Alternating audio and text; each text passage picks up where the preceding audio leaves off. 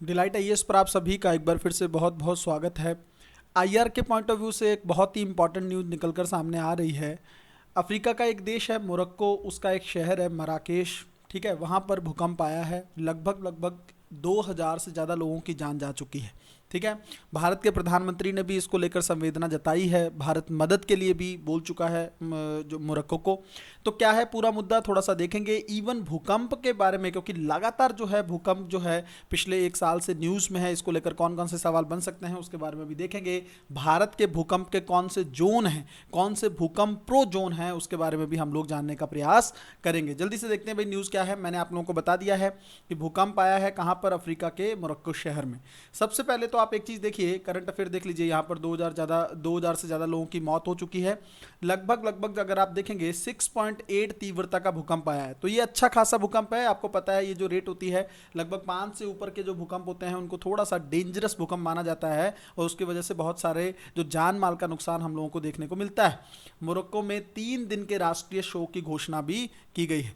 सबसे पहले देखिए, आप भारत के प्रधानमंत्री ने भी बोला है कि जो जान माल का नुकसान हुआ है उस पर वो दुख व्यक्त करते हैं, और उन्होंने बोला है कि मोरक्को की सहायता के लिए भारत जो है हमेशा जो है तैयार है। ठीक है, यहाँ पे आप लोग देखिए, सबसे पहले आपको मोरक्को की लोकेशन देखनी चाहिए, क्योंकि देखिए ना यूपीएससी प्री में सवाल जो है वो मैपिंग को लेकर बन सकता है। ठीक है, यहाँ पर देखेंगे आप लोग, ये अटलांटिक ओशियन है। ठीक है, ये मेडिटेरियन सी है, ये अफ्रीका कॉन्टिनेंट है ना। अफ्रीका कॉन्टिनेंट के इधर आप देखेंगे नॉर्थ वेस्ट में तो आपको दिखेगा मोरक्को, वो जो है आपको एक एक कंट्री जो है के तौर पर दिखेगा।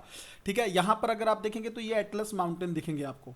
ठीक है, तो इसके साथ साथ आप लोगों को देखना चाहिए कि अफ्रीका को जो पॉलिटिकल मैप है इसमें आप देखेंगे इस बार सूडान को लेकर सवाल था, है ना, क्योंकि वहां पर जो है तख्ता पलट की घटनाएं देखने को मिली थी। तो यूपीएससी के प्रीलिम्स 2023 में इसको लेकर सवाल पूछा गया है। ठीक है, अफ्रीका का पूरा मैप जो है पॉलिटिकल और फिजिकल मैप जो है वो बहुत ज़्यादा इंपॉर्टेंट रहता है यूपीएससी प्रीलिम्स एग्जामिनेशन के लिए। जल्दी से देखते हैं कौन कौन से देश हैं। ये देखिए यहाँ पर फिर से मोरक्को देखिए, अल्जीरिया देखिए, लीबिया देखिए। देखिए कई बार बच्चे एक सवाल पूछते हैं कि क्या सर सारे देश याद करने होंगे? नहीं, मोटा मोटा जो है आपको एक ढांचा पता होना चाहिए कि कहाँ पर कौन सा। जैसे मान लीजिए यहाँ पर अगर आप लोग देखेंगे तो आपको दिखेगा कि अटलांटिक ओशियन का हिस्सा दिखता है। यहाँ पर आपको पता होगा कि ये मेडिटेरियन सी है, ये रेड सी है। यहाँ पर अगर आप देखेंगे तो इंडियन ओशियन आपको दिख रहा है। तो ये कुछ कुछ चीज़ें, जैसे ये जिबूती है, यहाँ पर चीन जो है उसने अपना सैन्य अड्डा स्थापित किया है। ये सोमालिया है, ये हॉर्न ऑफ अफ्रीका है। तो ये कुछ चीज़ें जो हैं आप लोगों को बहुत अच्छे से पता होना चाहिए। ये सऊदी अरब है, ये यमन है, इस तरह के देश यहाँ पर लोकेटेड हैं। जल्दी से देखें, नाइजर है, चाड है, माली है, मोरितानिया है। यहाँ पर अगर आप लोग देखेंगे तो सबसे नीचे आप लोगों को साउथ अफ्रीका दिखेगा। ठीक है, यहाँ पर स्वाजिलैंड, ये छोटा सा देश दिखेगा। जिम्बाब्वे, यहाँ पर आप लोग कई बार देखते होंगे क्रिकेट में। अंगोला दिखेगा यहाँ पर। कॉन्गो जो है डेमोक्रेटिक रिपब्लिक, वो यहाँ पर लोकेटेड है। तो इस तरह कुछ कुछ चीज़ें आप लोगों को बहुत अच्छे से पता होना चाहिए। जैसे ये देखिए यहाँ पर लाइबेरिया सिटी जो है कंट्री।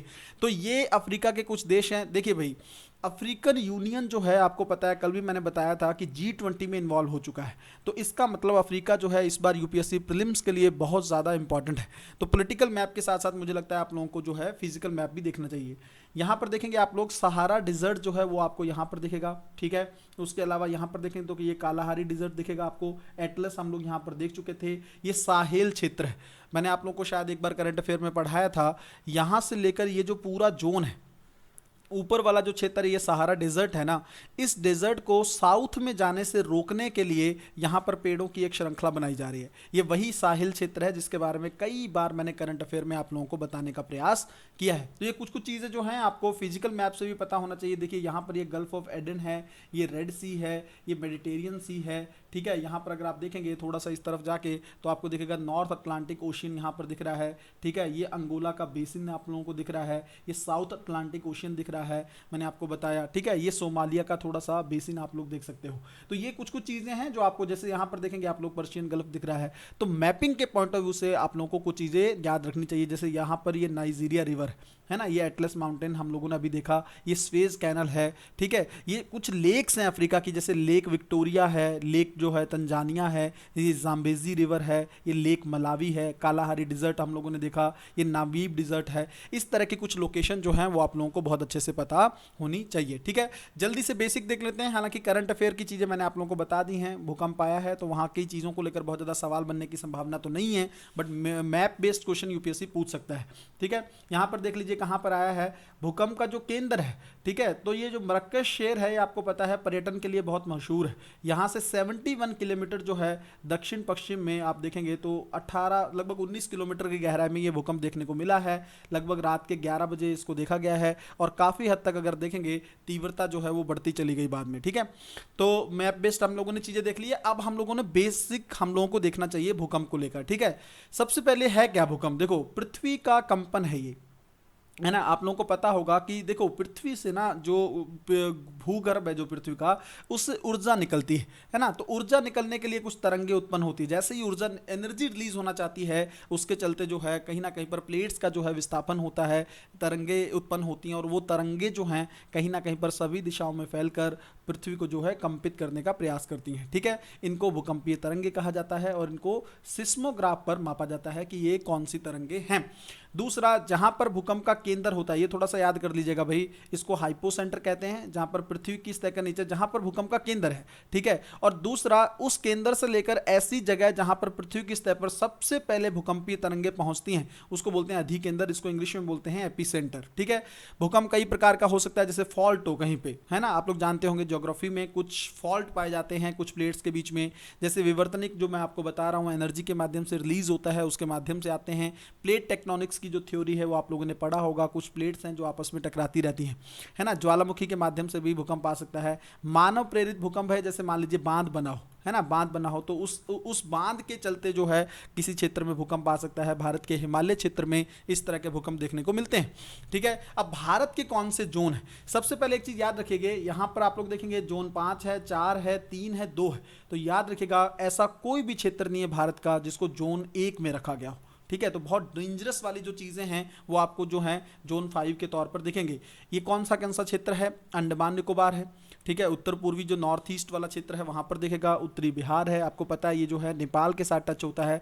उत्तराखंड का, हिमाचल का, ये जो पहाड़ी क्षेत्र है ना जम्मू कश्मीर का, ये सारा थोड़ा सा डेंजर प्रो जोन है ना। तो इसको रखा गया है जोन 5 में। एक चीज़ याद रखिएगा, प्रीलिम्स में भी ऐसे लगता है कि जोन 5 जो है वो कम वाले क्षेत्रों को दिखाया गया होगा, ऐसा नहीं है। ठीक है, तो जोन 5 जो है सबसे डेंजरस है, मतलब खतरनाक वाला क्षेत्र है। और उसके बाद अगर आप देखेंगे जोन 4, 3 इसमें कम होता चला जा रहा है। तो जोन 4 में अगर आप देखेंगे तो आपको लद्दाख के कुछ क्षेत्र दिखेंगे। ठीक है, इसमें पश्चिम बंगाल दिखेगा, गुजरात दिखेगा, सिक्किम दिखेगा।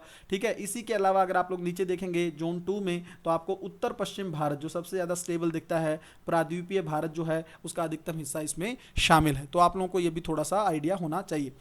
देखिए भाई, सबसे इंपॉर्टेंट चीज़ क्या है कि भूकंप को लेकर ना, और इवन अंतर्राष्ट्रीय दृष्टिकोण के तहत अंतर्राष्ट्रीय जो राजनीति है, अंतर्राष्ट्रीय जो संबंध हैं, उसके तहत अगर आप देखेंगे तुर्की में भूकंप आया तो भारत ने सबसे पहले सहायता ऑफर की, है ना। अब मोरक्को में आया तो भारत सबसे पहले सहायता ऑफर कर रहा है। तो कहीं ना कहीं पर अगर आप देखेंगे तो भारत की जो ये नीति है ना, कि ये जो मदद की नीति है, ये आप सोच सकते हैं कि कहीं ना कहीं पर भारत जो है एक बेहतरीन कूटनीति का परिचय दे रहा है ना। भारत की विदेश नीति जो है वो एक हिसाब से सहायता पर आधारित हो चुकी है। तो इससे क्या होता है, इससे भारत की सॉफ्ट पावर जो है, उसमें जो सॉफ्ट शक्ति है उसमें हम लोग इजाफा देख सकते हैं। अब कई लोग सोचेंगे सर सॉफ्ट शक्ति होती क्या है, सॉफ्ट पावर क्या होती है? देखो, हार्ड पावर जो होती है ना, उसको आप लोग देख सकते हैं सेना की पावर, है ना। तो सेना के माध्यम से किसी पे दबाव क्रिएट करके अगर आप अच्छे संबंध बना रहे हो, वो कभी ना कभी खराब जरूर होंगे। बट सॉफ्ट शक्ति होती है, जैसे मान लीजिए आप किसी की सहायता कर रहे हो, ठीक है, उसके अलावा आप कल्चरल रिलेशन कर रहे हो, सांस्कृतिक सहायता कर दे रहे हो,